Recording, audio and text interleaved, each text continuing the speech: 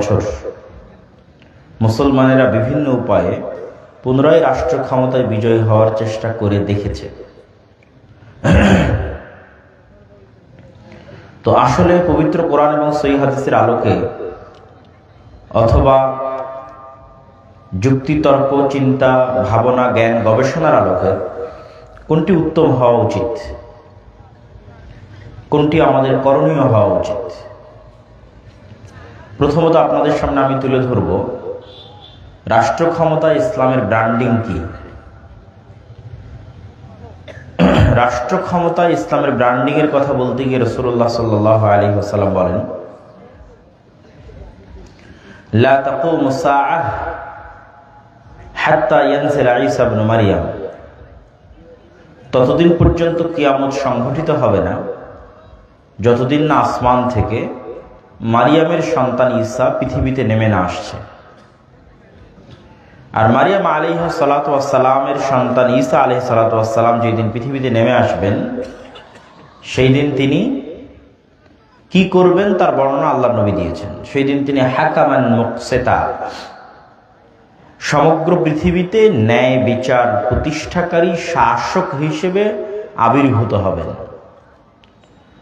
তো এই একটা বাক্য রাষ্ট্র ক্ষমতা ইসলামের ব্র্যান্ডিং। আল্লাহর নবী চাইলে এটাও বলতে পারতেন যে সেই দিন ঈসা আলাইহিস সালাতু ওয়াস সালাম সকল মানুষকে সালাত আদায় করতে বাধ্য করবেন। এটাও বলতে পারতেন সকল নারীকে পর্দা করতে বাধ্য করবেন। কিন্তু এগুলোকে তিনি ব্র্যান্ডিং বানাননি, এগুলোও করবেন। ব্র্যান্ডিং কি এটাও আপনারা তো বুঝেন, তাও বলি। যেমন মোটরসাইকেল সবগুলোই তো চলবে, কিন্তু এক এক কোম্পানির মোটরসাইকেলের এক একটা ব্র্যান্ডিং। কোনো কোম্পানির মোটরসাইকেলের ব্র্যান্ডিং হয়তো আর স্টাইল, কোনোটার ব্র্যান্ডিং হয়তো কম তেলে বেশি মাইলেজ, কোনোটার ব্র্যান্ডিং হয়তো স্পিড লিমিট অনেক বেশি, অনেক কিছু। এরকম এক একটা জিনিসের এক একটা ব্র্যান্ডিং থাকবে, আর সবগুলোই তো চলবে। ব্র্যান্ডিং কোনটা, মূল ফোকাস কোনটা?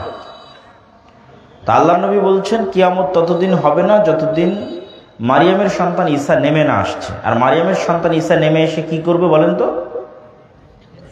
সমগ্র পৃথিবীতে কি প্রতিষ্ঠা করবে? ন্যায় বিচার প্রতিষ্ঠা করবে। কি প্রতিষ্ঠা করবে? এটা হলো ব্র্যান্ডিং। কিন্তু আমাদেরকে পাশ্চাত্য মিডিয়া দেখায় রাষ্ট্র ক্ষমতা ইসলাম মানে ওই দেখো নারীদের শিক্ষা বন্ধ করে দিল। রাষ্ট্র ক্ষমতা ইসলাম মানে ওই দেখো দোররা মারা হচ্ছে,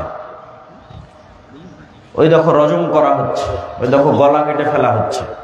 মানে যত ভীতিকর জিনিস আছে সবগুলো ব্রেনে ঢুকিয়ে দাও, যাতে মানুষ মুসলমান হইলেও যাতে বলে যে না থাক, রাষ্ট্র ক্ষমতা ইসলাম লাগবে না।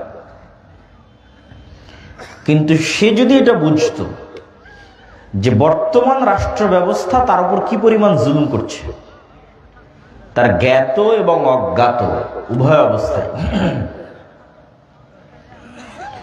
এই যে জিনিসপত্রের দ্রব্যমূল্যের দাম বৃদ্ধি, এটি কি জুলম নয়? আপনাদের কাছে এটা জুলম মনে হয় না? জুলম মনে হয় না? এটা জুলম। দিন যত যাচ্ছে দাম বাড়তেই আছে। তাহলে এটা হচ্ছে চলমান অর্থনৈতিক সিস্টেম আপনার উপর জুলম করতেছে, যার প্রভাব সরাসরি আপনার পকেটে গিয়ে পড়তেছে। জনগণের সম্পদ লুট করে বাইরে নিয়ে যাওয়া হয়েছে, অতিরিক্ত পরিমাণ ঋণের বোঝা মানুষের উপর চাপিয়ে দেওয়া হয়েছে। যে খরচ আপনি করেননি, যে টাকা আপনি ব্যয়ই করেননি, ওই টাকা পরিশোধের জন্য আপনাকে কর দিতে হবে। ওই টাকা এমপি, মন্ত্রী, মিনিস্টাররা সব নিয়ে চলে গেছে দুবাই, আমেরিকা, লন্ডন, বিভিন্ন প্রজেক্টের নামে। আর সেই টাকা পরিশোধ করবেন সুদ সহ, আপনার পকেট থেকে পরিশোধ করা হবে, কিন্তু সরাসরি আপনার পকেট থেকে নেওয়া হবে না। কিভাবে নেওয়া হবে? ইনফ্লেশনের মাধ্যমে, মূল্যস্ফীতির মাধ্যমে জিনিসপাতির দাম বাড়বে। তো আসলে জিনিসপাতির দাম বাড়তেছে না, বরং আপনার পকেট থেকে টাকা কমে যাচ্ছে, টাকার মানটা কমে যাচ্ছে। আগে 100 টাকা দিয়ে যেটা কিনতে পারতেন, এখন সেটা 150 টাকা দিয়েও কিনতে পারতেছেন না। তথা অটোমেটিক 50 টাকা আপনার পকেট থেকে নাই হয়ে গেছে। তো এই যে চলমান সিস্টেমের যে জুলম, এরকম আরো অসংখ্য জুলম আছে। একজন নাগরিক জানেই না তার কি কি অধিকার সে রাষ্ট্রের কাছে পেতে পারে, সে জানেই না। তো এই সকল জুলমগুলো দূর হবে এবং সকল মানুষ ন্যায় বিচার পাবে, সকল মানুষ জাস্টিস পাবে। এটা একমাত্র কে দিতে পারবে? ইসলাম। কে দিতে পারবে? ইসলাম। ডেমোক্রেসি, গণতন্ত্র ইটসেলফ ইনজাস্টিস। মানে ডেমোক্রেটিক যে সিস্টেম, এই সিস্টেমটা নিজেই ইনজাস্টিস। গণতন্ত্রের পক্ষে কখনোই সম্ভব নয় যে মানুষকে সে ন্যায় বুঝিয়ে দিবে। গত 70 বছরও সম্ভব হয়নি, আগামী 500 বছরও সম্ভব হবে না। সেকুলারিজম, লিবারালিজম, সমাজতন্ত্র, সোশ্যালিজম, এগুলো সব ইনজাস্টিস, অন্যায়। এগুলোর পক্ষে সম্ভব নয় যে মানুষকে ন্যায় বুঝিয়ে দিবে। ইসলাম ইটসেলফ জাস্টিস। ইসলাম নিজেই ন্যায়। রাসূলুল্লাহ সাল্লাল্লাহু আলাইহি ওয়াসাল্লাম যখন আইয়ামে জাহিলিয়াতের যুগে প্রেরিত হন, তখন আইয়ামে জাহিলিয়াত বলতে কি পড়েছেন আপনারা? বই, পুস্তক, বক্তব্যে কি শুনেছেন? নারী সন্তানকে জীবন্ত কবরে পুঁতে দেওয়া হতো। মাদকদ্রব্য, জেনা, ব্যভিচার, চুরি, খুন, রাহাজানির অন্ত ছিল না। একটানা 400 বছর যুদ্ধ চলেছে গোত্রে গোত্রে, একটানা 400 বছর। জেনারেশনের পর জেনারেশন হত্যা করতে করতে শেষ হয়ে গেছে। তাহলে আমরা সমাজে এখন যা অপরাধ দেখছি তার সবগুলোই জাহেলি যুগে ছিল। হয় এখনকার মতোই ছিল, অথবা একটা বেশি ছিল, অথবা আমাদের যুগে বেশি আছে। সেটা সুদ হোক, চুরি হোক, ছিনতাই হোক, ধর্ষণ হোক, হত্যা হোক, খুন হোক, চাঁদাবাজি হোক, যা সব জাহেলি যুগে ছিল। তা আল্লাহর নবী জাহেলি যুগের ওই অন্যায় সমাজে কি দিয়ে ন্যায় বিচার প্রতিষ্ঠা করেছেন? ইসলাম দিয়ে। কি দিয়ে? ইসলাম দিয়ে। কে কালো, কে সাদা, কে কোন গোত্রের, কে কোন বংশের, সকল জাত পাত বর্ণের ঊর্ধ্বে উঠে মানুষকে মানুষ হিসেবে, আদমের সন্তান হিসেবে তার সকল হক বুঝিয়ে দেওয়া, সকল ন্যায় বুঝিয়ে দেওয়ার এক ব্যতিক্রম শাসন ব্যবস্থার নাম হচ্ছে ইসলাম। যার ব্র্যান্ডিং হচ্ছে ন্যায় বিচার, যার ব্র্যান্ডিং হচ্ছে ন্যায়পরায়ণতা। সম্মানিত উপস্থিতি, তো মুসলমানেরা যদি মনে করে যে তাদের রাষ্ট্র ক্ষমতা ইসলাম দরকার, তাহলে আমার ছোট্ট জ্ঞানে, আমার ছোট্ট বুঝে আমি যেটা বুঝি সেটি হচ্ছে, যেখানে ইসলামের ব্র্যান্ডিং ন্যায় বিচার, সেখানে আমি যদি ন্যায়পরায়ণ না হতে পারি, তাহলে আমাকে দিয়ে ন্যায় বিচার প্রতিষ্ঠা হবে? ঈসা আলাইহিস সালাম যদি নিজে অন্যায়পরায়ণ হয়, উনি রাষ্ট্রের ন্যায় বিচার প্রতিষ্ঠা করতে পারবে? পারবে না। তো আমার চিন্তা ভাবনা এবং আমার গবেষণায় বলে যে আমাদেরকে আল্লাহ এখন পর্যন্ত নেতা বানাননি, কেননা আমরা নেতা হওয়ার যোগ্য হতে পারিনি। আমাদের মধ্যে গোলামির স্বভাব বিরাজমান। গোলামি আমাদের রক্তের মধ্যে ঢুকে আছে। সেই গোলামির স্বভাব থেকে বের হয়ে স্বাধীন মানুষ যেভাবে চিন্তা করে, ওই চিন্তা আমরা করতে পারি না, করতে পারিনি। ফলত নেতা হতে পারিনি, নেতৃত্ব দেওয়ার যোগ্য হতে পারিনি। ফলত আল্লাহ আমাদেরকে নেতা বানায়নি। গোলামেরা কি চিন্তা করে? যখন মানুষ জাতিগতভাবে গোলাম থাকে, তখন রুজির জন্য মারামারি করতে হয়, রুজির জন্য কাটাকাটি করতে হয়, না হলে তো না খেয়ে মারা যাবে। এটাই গোলামের স্বভাব। আর যারা আগের যুগের মনিব ছিল, তারা এটাতেই মজা পেত, যে ক্ষুধার্ত দুইটা মানুষের মধ্যে একটা রুটি ফেলে দিলাম, দুইটা মানুষ কিভাবে রুটি নিয়ে কাড়াকাড়ি করতেছে এই দৃশ্য দেখে মজা। কেননা ওই দুইজন গোলাম, তারা খাদ্যের জন্য মারামারি করতেছে। তো যেহেতু 190 বছর আমরা ব্রিটিশদের গোলাম ছিলাম, মানে আমার রক্তের মধ্যে ঢুকে গেছে টাকার জন্য, খাবারের জন্য, রিজিকের জন্য, রুটির জন্য মারামারি না করলে পাওয়া যাবে না। মারামারি মানে সরাসরি মারামারি, বিষয়টা আমি এটা বুঝাচ্ছি না। মিথ্যা বলে হোক, জোর করে হোক, হুমকি দিয়ে হোক, ধোকা দিয়ে হোক, ইন এনি ওয়ে আমার টাকা লাগবে, সম্পদ লাগবে, রুজি লাগবে, রিজিক লাগবে। তো গোলামেরা ছুটছে। এবং এইটা যে আমাদের নেচার, স্বভাব, তার সবচেয়ে বড় প্রমাণ কি জানেন? গত 16 বছর যে জগদ্দল পাথর ছিল, ফ্যাসিজম, সেই জগদ্দল পাথর সরে যাওয়ার পর চাঁদাবাজি, খুন, রাহাজানি, ছিনতাই বন্ধ হয়েছে? বন্ধ হয়নি। কেন বন্ধ হয়নি? আমাদের স্বভাবের মধ্যে গোলামি আছে, ওইটা আমার রক্তের মধ্যে ঢুকে আছে। কেমনে বন্ধ হবে? আর এক দল করেছে, এখন আর এক দল করবে। মানুষই তো সুযোগ দিচ্ছে, মানুষের নেচারই তো ওইটার উপর গড়ে উঠেছে, রাজনৈতিক দলগুলোর স্বভাবই তো ওইটার উপর গড়ে উঠেছে। সম্মানিত উপস্থিতি, তাহলে কি বলছিলাম? যে ইসলামের ব্র্যান্ডিং যখন ন্যায় বিচার, আর আমি ন্যায়পরায়ণ নই, তো আমাকে দিয়ে আল্লাহ ন্যায় বিচারের দায়িত্ব দিবেন? আল্লাহ কথা বলেন না যে দিবে, দিবেন না। এখন মুসলমানেরা তাদের ব্যক্তিগত, সামাজিক, পারিবারিক সকল জীবনে বিশ্লেষণ করে দেখতে পারে যে কি পরিমাণ ন্যায়পরায়ণতার ঘাটতি আমাদের সমাজে আমরা বহন করি। যৌতুকের ভিত্তিতে বিবাহ, ইনজাস্টিস, অন্যায় মুসলমানেরা করে। নিজের বোনকে পিতার সম্পত্তিতে সম্পদ ঠিক মতো বুঝিয়ে না দেওয়া, ইনজাস্টিস, অন্যায় করে। পিতামাতার অবাধ্য হওয়া, ইনজাস্টিস, অন্যায়। পিতার কাছ থেকে ভাইকে না জানিয়ে, বোনকে না জানিয়ে সব সম্পত্তি লিখে নেওয়া, ইনজাস্টিস, অন্যায়। ওসি, ডিসি, এসপি, মন্ত্রী, মিনিস্টার, প্রিন্সিপাল, সাব রেজিস্ট্রার নিজ নিজ পদে প্রত্যেকটা স্বাক্ষরের পিছনে অন্যায় অর্থ ভোগ করতেছে, আবার আজান হলে উঠে গিয়ে নামাজ পড়তেছে, আবার ওই অন্যায় অর্থের টাকা জমা করে হজে চলে যাচ্ছে। তো এই সাব রেজিস্ট্রার, এই এসিল্যান্ড, এই ওসি আল্লাহর ক্ষমায় অথবা মানুষের ক্ষমায় জান্নাতে যেতে পারবে কিনা সেটা ভিন্ন প্রশ্ন, কিন্তু এতটুকু নিশ্চিত থাকেন তাকে দিয়ে আল্লাহ কখনো ইসলাম প্রতিষ্ঠার যোগ্য মনে করবে না। তাকে আল্লাহ কখনো নেতৃত্ব দেওয়ার যোগ্য মনে করবে? যোগ্য মনে করবে। যেহেতু ইসলাম মানে, ইসলামের রাষ্ট্র ক্ষমতা, ইসলামের ব্র্যান্ডিং কি? জাস্টিস, ন্যায়পরায়ণতা। তাহলে ওই মানুষটা তার বোনের সাথে ন্যায়পরায়ণতা করতে পারেনি। হতে পারে নামাজি, হাজি, সে তার বাবা মায়ের সাথে ন্যায়পরায়ণ নয়, তার স্ত্রীর সাথে ন্যায়পরায়ণ নয়, তার প্রফেশনাল লাইফে ন্যায়পরায়ণ নয়।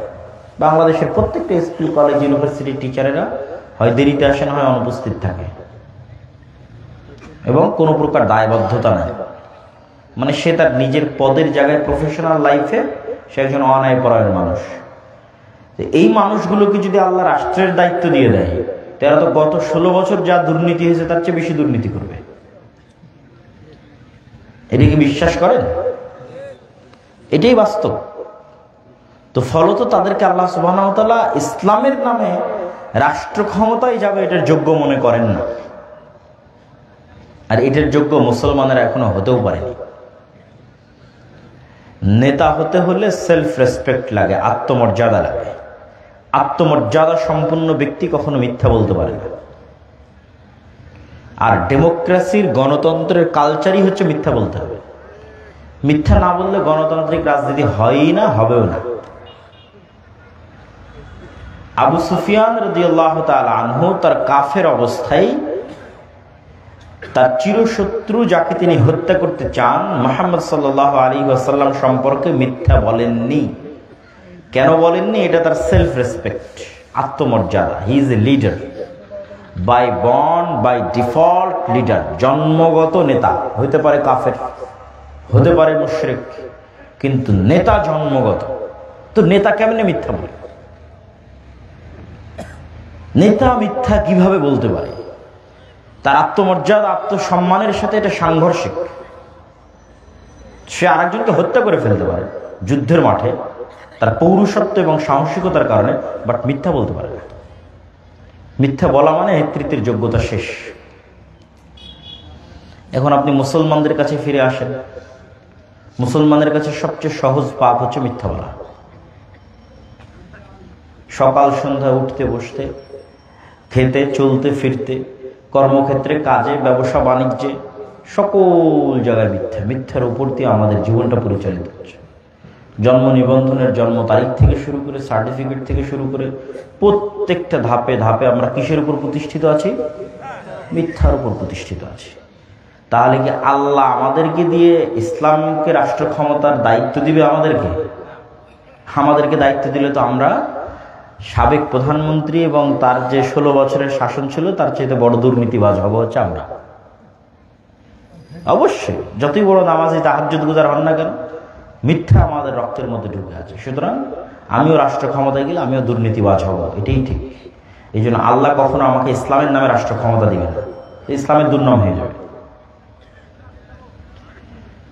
এবং ইউরোপ এবং আমেরিকায় গিয়ে এই জিনিসটা আমি আরো ভালো রিয়েলাইজেশন করেছি যে মুসলমানেরা কি পরিমাণ মিথ্যা বলতে পারে। পুরো ইউরোপের যাত্রাটা মুসলমানের মিথ্যার উপর দিয়ে পরিপূর্ণ। অনেক হয়তো ইউরোপ আমেরিকায় বসবাসরত ভাইয়েরা মনে কষ্টও পেতে পারে, কিন্তু এটাই সত্য যে আমাদের ইউরোপ আমেরিকার প্রবেশ থেকে শুরু করে, ইনকাম থেকে শুরু করে, অতিরিক্ত সরকারের কাছ থেকে বেনিফিট নেওয়া থেকে শুরু করে, অ্যাসাইলাম থেকে শুরু করে, ইচ অ্যান্ড এভরিথিং মিথ্যার উপর দাঁড়িয়ে আছে। কিন্তু সে মুসলমান, হাজি, নামাজি, উমরাকারী, এভরিথিং। তাহলে এই মুসলমান হচ্ছে গোলাম মুসলমান, কেননা তার নেচারের মধ্যে গোলামি আছে। সুতরাং তার দ্বারা নেতৃত্ব হবে না, স্বাধীনতা হবে না।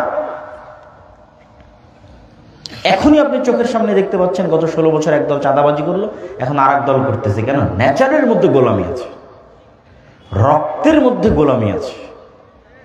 তাহলে যতক্ষণ আমরা নিজেরা নিজের থেকে সংশোধন না হচ্ছে, ততক্ষণ আল্লাহ আমাদের সংশোধন করে দিবে? এটা কোরআনের আয়াত। আল্লাহ সুবহানাহু ওয়া তাআলা ততক্ষণ পর্যন্ত এই কওমকে পরিবর্তন করেন না যতক্ষণ না তারা নিজেরা সংশোধিত না হয়। তাহলে আপনি যদি বলেন রাষ্ট্র ক্ষমতা ইসলাম লাগবে, তো যতই উমুকের চরিত্র ফুলের মতো পবিত্র বলেন, যতই স্লোগান দেন, যতই ভোট করেন, ওই ইসলামী দলের মধ্যেই তো ন্যায় নাই। কিসের রাষ্ট্র ক্ষমতা ইসলাম প্রতিষ্ঠা করবে? তো বলেন এত বড় কথা কি? আপনি বললেন জি, আপনি যান পরীক্ষা করেন যে আমির ওই কর্মীকে পদ দিয়ে রেখেছে যে বেশি চামচামি করেছে, আর যেই কর্মী বেশি কাজ করেছে ওকে বের করে দিয়েছে। তাহলে আমির কি তার দলে ন্যায় প্রতিষ্ঠা করতে পারলো? কথা বলেন না। যে তার দলে ন্যায় প্রতিষ্ঠা করতে পারলো, তাহলে সে রাষ্ট্রে ন্যায় প্রতিষ্ঠার যোগ্য না অযোগ্য? অযোগ্য। শেষ। তো কিসের ভোট দিবেন, কিসের রাজনীতি করবেন, আর কিসের গণতন্ত্র করবেন, কিসের অমুক ফুলের মতো পবিত্র? আপনি তো মূল বেসিক যে শর্ত সেটাই পূরণ করতে পারেননি রাষ্ট্রে ইসলাম প্রতিষ্ঠা করার জন্য। কিন্তু রাষ্ট্রে ইসলামের ব্র্যান্ডিং নাই পড়া যেত, ওইটার চর্চা যতক্ষণ আমাদের ব্যক্তিগত, সমাজ, ফ্যামিলি এই জায়গাগুলোতে না হওয়া শুরু হবে, ততক্ষণ আমরা নেতা হওয়া শুরু হতে পারবো না। মুসলমানেরা নিজে থেকে নেতা হওয়া শুরু হতে পারবে না। মুসলমানেরা নেতা হওয়া শুরু হবে যেই দিন থেকে সত্য বলতে পারবে, ন্যায়পরায়ণ হতে পারবে, ওই দিন থেকে নেতা হওয়া শুরু, স্টার্ট। সে স্ত্রীর প্রতি ন্যায়পরায়ণ, পিতামাতার প্রতি ন্যায়পরায়ণ, বোনের প্রতি ন্যায়পরায়ণ, মানে ফ্যামিলিতে নাও হি ইজ এ লিডার। এখন সে নেতা, সে সত্য বলে, আল্লাহর দৃষ্টিতে সে একজন যোগ্য নেতা। ধীরে ধীরে সে তার প্রফেশনাল লাইফে যাবে, তার সমাজে যাবে, আরেকটু উপরে উঠবে। চোখের সামনে যেখানে অন্যায় হবে, ইনজাস্টিস হবে, বাধা দিবে, মিথ্যা হবে, বাধা দিবে, ধীরে ধীরে নেতা হবে। যখন একবার সে নেতৃত্বের যোগ্যতার পরীক্ষায় আল্লাহ সুবহানাহু ওয়া তাআলার কাছে পাশ হয়ে যাবে, তখন আল্লাহ সুবহানাহু ওয়া তাআলা কিভাবে তাকে রাষ্ট্রের নেতৃত্বের দরজা খুলে দিবেন, রাষ্ট্রের নেতৃত্বের দরজা তার জন্য উন্মুক্ত করে দিবেন, ও নিজেও বুঝতে পারবে না। কিন্তু ওই নেতৃত্ব নেওয়ার যোগ্য হতে হবে। আর ওই যোগ্যতার মূল যাত্রাটা শুরু হবে সত্য বলা, ন্যায়পরায়ণ হওয়া, যার পৃথিবীর সকল নবীর বৈশিষ্ট্য। কেননা পৃথিবীর সকল নবী নেতা, লিডার। ইব্রাহিম আলাইহিস সালাতু ওয়াস সালাম, মুসা আলাইহিস সালাতু ওয়াস সালাম, মুহাম্মদ সাল্লাল্লাহু আলাইহি ওয়াসাল্লাম সবাই লিডার, ইউসুফ আলাইহিস সালাতু ওয়াস সালাম সবাই লিডার, দাউদ, সুলাইমান। রাষ্ট্রের ক্ষমতা পান অথবা না পান, কিন্তু লিডার। নেতৃত্ব দেওয়ার যোগ্যতা আছে। নেতৃত্ব দেওয়ার যোগ্যতার জন্য সত্যবাদিতা, ন্যায়পরায়ণতা, আমানতদারিতা লাগবেই। সেটা শিক্ষা প্রতিষ্ঠান হোক, মসজিদ হোক, মাদ্রাসা হোক, ইসলামী দল হোক, সংগঠন হোক, আপনি যে পেশায় আছেন সেই পেশা হোক, ডাক্তারি হোক, ইঞ্জিনিয়ারিং হোক, এসিল্যান্ড হোক, সাব রেজিস্ট্রার হোক, টিচার হোক, স্টুডেন্ট হোক, স্বামী হন, পিতা হন, ন্যায়পরায়ণতা লাগবে। পিতা হিসেবে আপনি আপনার সন্তানকে কতটুকু আদর করবেন, একজনকে বেশি চুমা দিবেন, আরেকজনকে কম চুমা দিবেন, এটাও ন্যায়পরায়ণতা। রাসূল সাল্লাল্লাহু আলাইহি ওয়াসাল্লাম বলেছেন। একের অধিক স্ত্রী থাকবে, উভয় সকলের প্রতি ন্যায়পরায়ণ কিনা, এটাই আপনার ভাগ্য নির্ধারণ করবে কিয়ামতের মাঠে। এই জন্য রাসূলুল্লাহ সাল্লাল্লাহু আলাইহি ওয়াসাল্লাম বলেন,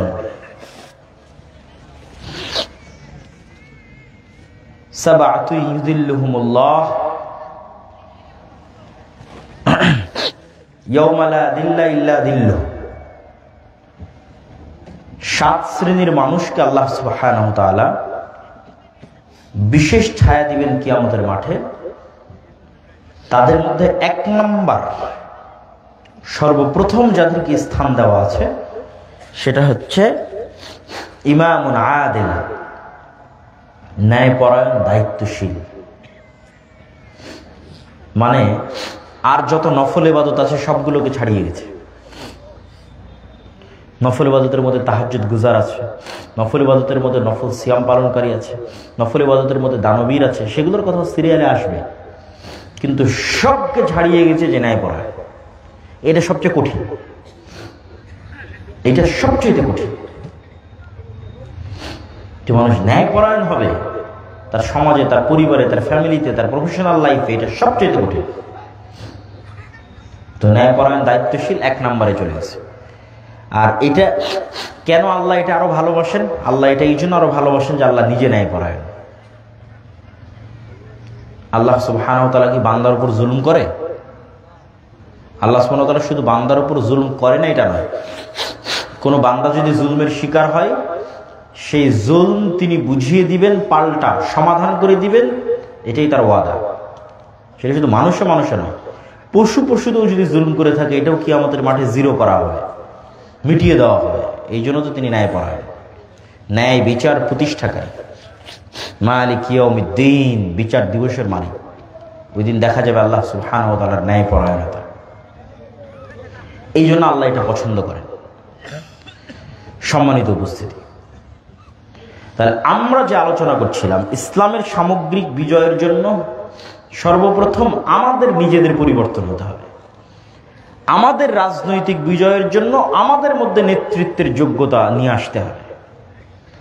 ইসলামকে রাষ্ট্র ক্ষমতায় প্রতিষ্ঠার জন্য আমাদের মধ্যে ন্যায় প্রতিষ্ঠার চর্চা বাড়াতে হবে। এই ন্যায় প্রতিষ্ঠার চর্চা বাড়ানোর কথা বলতে গিয়ে আরেকটি কথা আপনাদেরকে বলি। আমরা সব সময় মনে করেছি কি, মসজিদ মানে শুধু সালাতের দাওয়াত হবে, সিয়ামের দাওয়াত হবে, ইফতারি হবে।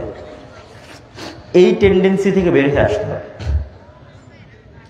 মসজিদকে এম্পাওয়ার, শক্তিশালী করতে হবে। মসজিদ এবং মসজিদের ইমাম এবং মসজিদের কমিটির পাওয়ার বাড়াতে হবে। এটা সম্ভব যদি মসজিদ কমিটি রাজনৈতিক লেজুর বৃত্তির মাধ্যমে তৈরি না হয়। আর যদি মসজিদ কমিটি রাজনৈতিক লেজুর বৃত্তির মাধ্যমে তৈরি হয় তাহলে জীবনও সম্ভব হবে না। তাহলে মসজিদের পাওয়ার কিভাবে বাড়বে? মসজিদ অন্তত তার এরিয়ায়, তার গ্রামে, তার এলাকায় অসংখ্য অন্যায় কাজে বাধা দিতে পারে। তার সক্ষমতা অনুযায়ী অসংখ্য অন্যায় কাজে বাধা দিতে পারে। ইমাম সাহেব এলাকার যুবকদের নিয়ে যদি একটা টিম করে শুধু সালাত, সিয়াম, হজ, যাকাতের দাওয়াত না দিয়ে বলে, আজকে থেকে আমাদের দাওয়াতে আর একটা জিনিস যুক্ত করে দিলাম, সেটা হচ্ছে এই এলাকায় কোনো চাঁদাবাজি চলবে না, এই এলাকাতে যৌতুকের ভিত্তিতে কোনো বিয়ে চলবে না, এই এলাকায় পিতার সম্পত্তিতে যতক্ষণ মেয়েকে পূর্ণ হক বুঝিয়ে না দেওয়া হয়েছে জানাজা হবে না। এটা একটা সোশ্যাল মুভমেন্ট, ন্যায় প্রতিষ্ঠা করার জন্য একটা আন্দোলন। এটা মানুষকে নেতা বানিয়ে দেবে, লিডার হয়ে যাবে। মসজিদ লিডার হয়ে যাবে, একটা মেম্বারের চেয়ে শক্তিশালী হবে, একটা চেয়ারম্যানের চেয়ে শক্তিশালী হবে। এটা অস্বাভাবিক কিছু না, অসম্ভব কিছু না।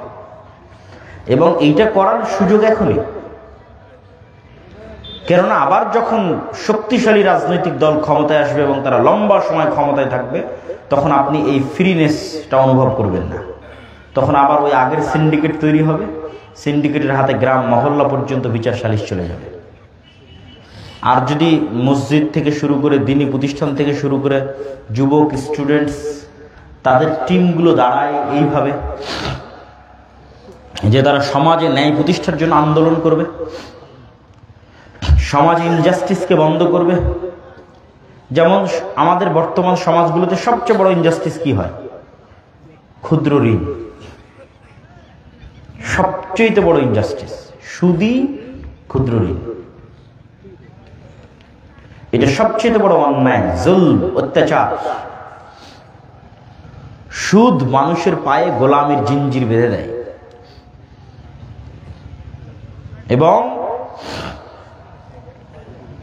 শুধু মুসলমান না, হিন্দু, বৌদ্ধ, ইহুদি, খ্রিস্টান সকলের পায়ে গোলামির জিঞ্জির বেঁধে দেয় হচ্ছে সুদ।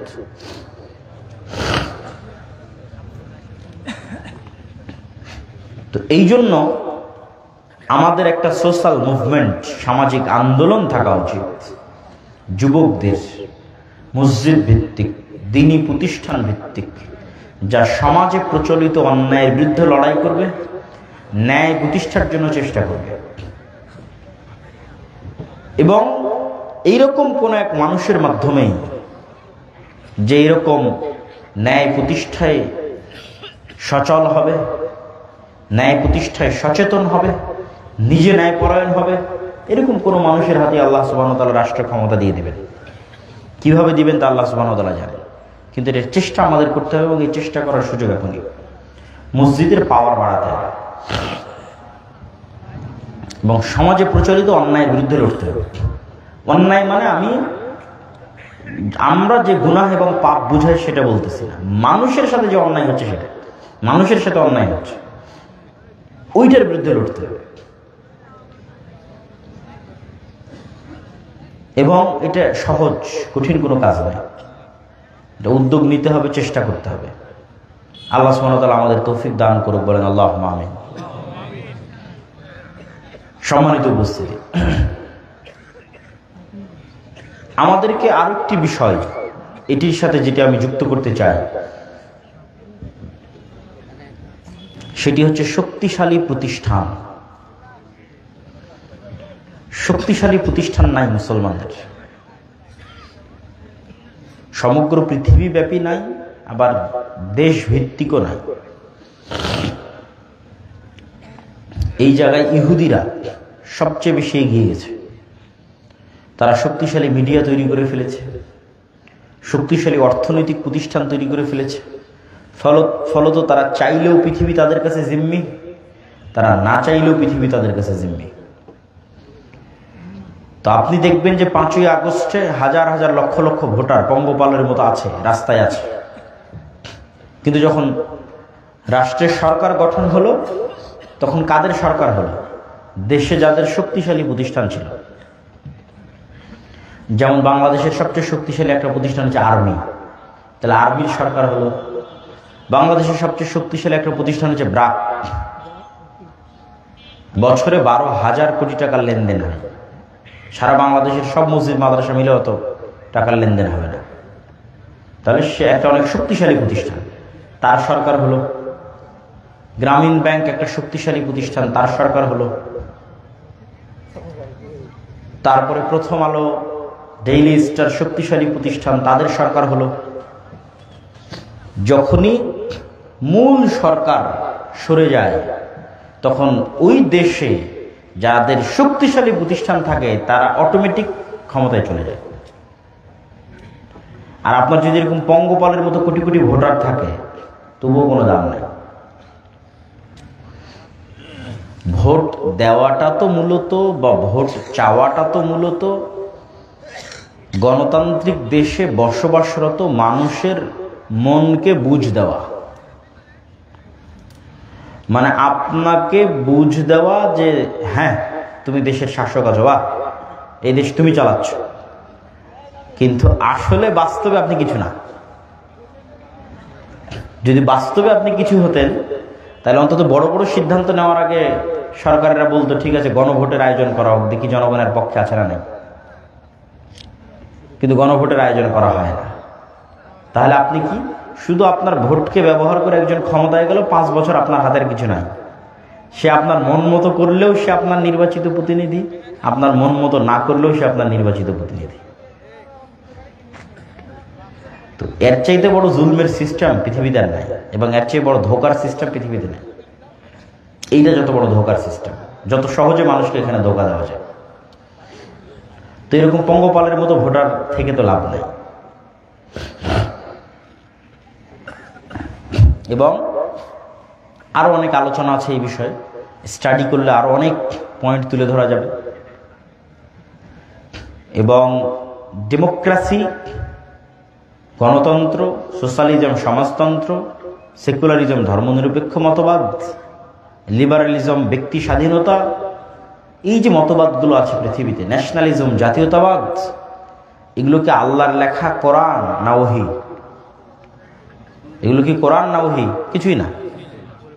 তো যদি কোরআনও না হয়, ওহীও না হয়, তো গণতন্ত্রের এই যে গড বানিয়ে রাখা হয়েছে, এইটার দিকে আঙ্গুল তোলা যাবে না? যাবে না? যাবে না? যাবে। এটা কারো মতের পক্ষে যেতে পারে, কারো মতের পক্ষে নাও যেতে পারে, কিন্তু আঙ্গুল তোলা যাবে না, এটা তো অসম্ভব। এটা তো কোরআনও নয়, ওহীও নয়। সুতরাং ডেমোক্রেসি নিজেই ইটসেলফ যে একটা ইনজাস্টিস, এটা মানুষ আঙ্গুল উঠাইতে পারে, উঠাইতেই পারে। এটা নিয়ে গবেষণা স্টাডি হতেই পারে। সম্মানিত উপস্থিতি, মুসলমানেরা যতদিন মনে করবে যে তারা দুধের স্বাদ ঘোলেই মেটাবে, ততদিন এই ঝুলন্ত মূলার পিছনে ছুটতেই থাকবে। যেমন ইসলামিক ব্যাংকিং এর নামে দুধের স্বাদ ঘোলে মেটানো হচ্ছে, আর নিজের মনকে বুঝ দেওয়া হচ্ছে হ্যাঁ আমি ইসলামী অর্থনীতির সাথে সম্পৃক্ত আছি। ঠিক যতদিন মুসলমানেরা মনে করবে হ্যাঁ গণতন্ত্রের মাধ্যমে আমরা ইসলাম প্রতিষ্ঠা করে ফেলবো, তো এই ঝুলন্ত মূলার পেছনে ছুটতেই থাকবে আর দুধের স্বাদ ঘোলে মেটাতেই থাকবে। আর যেই দিন মনে করবে এখানে ফুল স্টপ দিয়ে দিলাম, ডাইরেক্ট ডেমোক্রেসির সিস্টেমকে আমি প্রশ্ন করব, ওই সিস্টেমের বিরুদ্ধে লড়াই করব, এতটুকু নিশ্চিত থাকেন অন্তত দুধের স্বাদ ঘোলে মেটানো যেহেতু বন্ধ হয়ে গেছে, তো একদম পিওর দুধের স্বাদের জন্য অন্তরে যেই তাড়াপ তৈরি হবে, অন্তরে যে আগ্রহ তৈরি হবে, যে চেষ্টা তৈরি হবে, ওই চেষ্টার ফলশ্রুতিতে একদিন না একদিন আপনি পিওর দুধের স্বাদ পেয়ে যাবেন ইনশাআল্লাহ।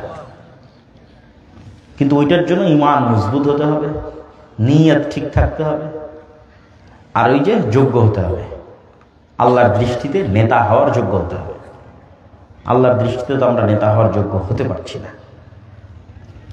এবং এটি কোরআন এবং হাদিস দ্বারা প্রমাণিত। রাসূলুল্লাহ সাল্লাল্লাহু আলাইহি ওয়াসাল্লাম বলেন, 3টা বা 4টা গুণ যদি কারো মধ্যে থাকে, সে স্পষ্ট নির্ভেজাল খাঁটি মুনাফিক। কথা বললে মিথ্যা বলে, আমানতের খেয়ানত করে। তা আমানতের খেয়ানত কি? যাকে যে দায়িত্ব দেওয়া হয়েছে ওই দায়িত্ব অমান্য করাটাই আমানতের খেয়ানত। কোরআনে আল্লাহ বলেছেন, আল্লাহ তোমাদের আদেশ দিয়েছে আন তুআদ্দুল আমানাত ইলা আহলিহা, যাকে যে দায়িত্ব দেওয়া হয়েছে ওই দায়িত্ব যেন ঠিক মতো পালন করে, এটাই ন্যায়পরায়ণতা। তাহলে আমরা সবাই মুনাফিক মুসলিম হিসেবে লাইফ লিড করতেছি, জীবন চালাচ্ছি। যতই হাজি হই, উমরাকারী হই, নামাজি হই, আসলে আল্লাহর নবীর হাদিস অনুযায়ী আমরা মুনাফিক। কেন? হয় মিথ্যার উপর আছি, আর না হয় দায়িত্বের সাথে খেয়ানত করতেছি। যখনই মুনাফিকের দরজাটা বন্ধ হয়ে যাবে এবং আমি বাস্তব জীবনে সত্যবাদী, বাস্তব জীবনে ন্যায়পরায়ণ, তখন যে নামাজ, তখন যে সালাত, তখন যে সিয়াম, তখন যে হজ, তখন যে কোরআনের তেলাওয়াত, এর পাওয়ার ভিন্ন রকম, এর শক্তি ভিন্ন রকম। ওইটা তখন অটোমেটিক ক্ষমতার কেন্দ্রবিন্দু থেকে আঘাত করবে এবং ক্ষমতার কেন্দ্র কাঁপবে। যেমন আল্লামা ইকবাল বলেছেন, এই যুগের মুসলমানদের একজন ইব্রাহিম দরকার। इब्राहिम की जरूरत है, इस दौर के इब्राहिम की जरूरत है। এই যুগের ইব্রাহিমের প্রয়োজন, যারা আল্লাহর প্রতি আস্থা, অগাধ বিশ্বাস এত মজবুত হবে, ব্যক্তিগত সমাজে পরিবারে ন্যায়পরায়ণ এবং সত্যবাদী হবে, আল্লাহর বিধানের জন্য যে কোনো পরীক্ষা দিতে প্রস্তুত থাকবে, ক্ষমতার কেন্দ্রবিন্দুতে আঘাত করবে, এরকম একজন ইব্রাহিমের দরকার। সম্মানিত উপস্থিতি, আমি আমার বক্তব্য দীর্ঘায়িত করতে চাই না, আমি আমার বক্তব্য শেষ করে দিচ্ছি। আপনারা অবশ্যই মাসিক আল ইতিসাম যে প্রতি মাসে প্রকাশিত হয় সেটির সাথে সম্পৃক্ত থাকবেন। দাওয়া ইলাল্লাহর অধীনে যে বক্তব্যগুলো পরিচালিত হয় সেগুলোর সাথে সম্পৃক্ত থাকবেন। এবং আমাদের আরও যত কার্যক্রমগুলো আছে সেই কার্যক্রমগুলোর সাথে সম্পৃক্ত থাকবেন। আল্লাহ সুবহানাহু ওয়া তাআলা আমাদের কবুল করুক, আল্লাহুম্মা আমিন। আসসালামু আলাইকুম ওয়া রাহমাতুল্লাহি ওয়া বারাকাতুহু।